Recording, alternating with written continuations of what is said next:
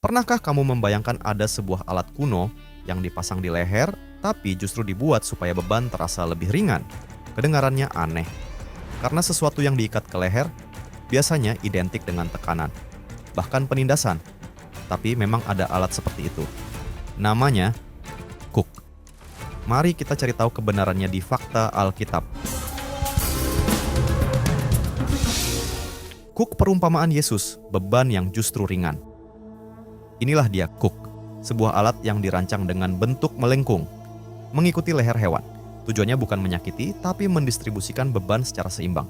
Biasanya dipakai untuk dua hewan seperti sapi atau lembu, yang diikat dalam satu rangka kayu yang sama.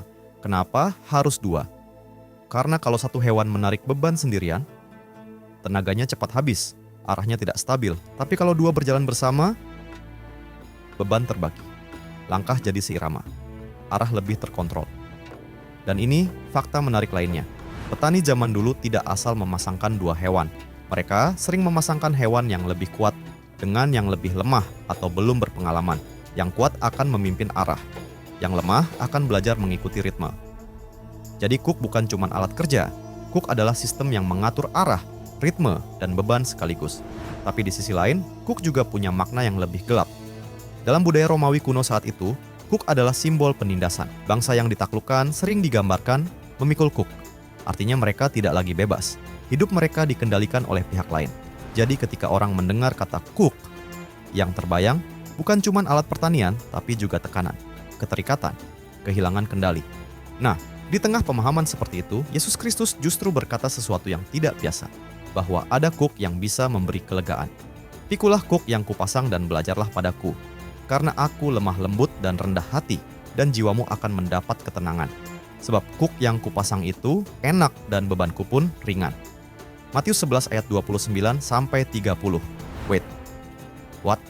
Bagaimana mungkin sesuatu yang identik dengan beban dan penindasan justru membawa kelegaan? Disinilah perspektifnya mulai berubah, karena ternyata kuk tidak pernah dirancang untuk ditanggung sendirian. Selalu berpasangan, selalu ada yang berjalan bersama.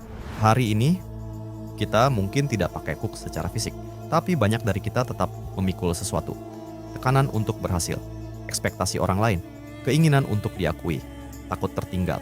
Semua itu tidak kelihatan, tapi terasa berat. Dan tanpa sadar, itu seperti kuk yang mengarahkan hidup kita, yang menentukan ritme kita, yang menarik kita ke satu arah. Mungkin pertanyaannya bukan lagi ada beban atau tidak, tapi kita sedang berjalan bersama siapa?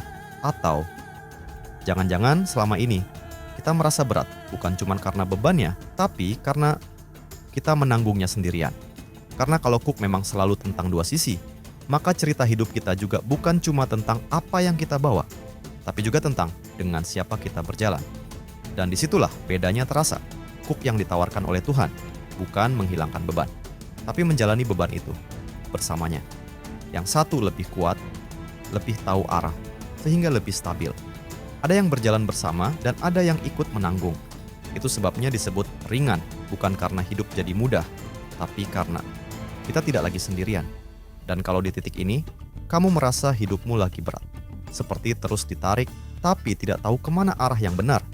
Mungkin kamu perlu berhenti sejenak dan berbagi bebanmu bersama tim call center dari Cahaya Bagi Negeri, yang siap mendengarkan cerita dan pergumulanmu, tanpa menghakimi, tanpa kamu pura-pura harus kuat.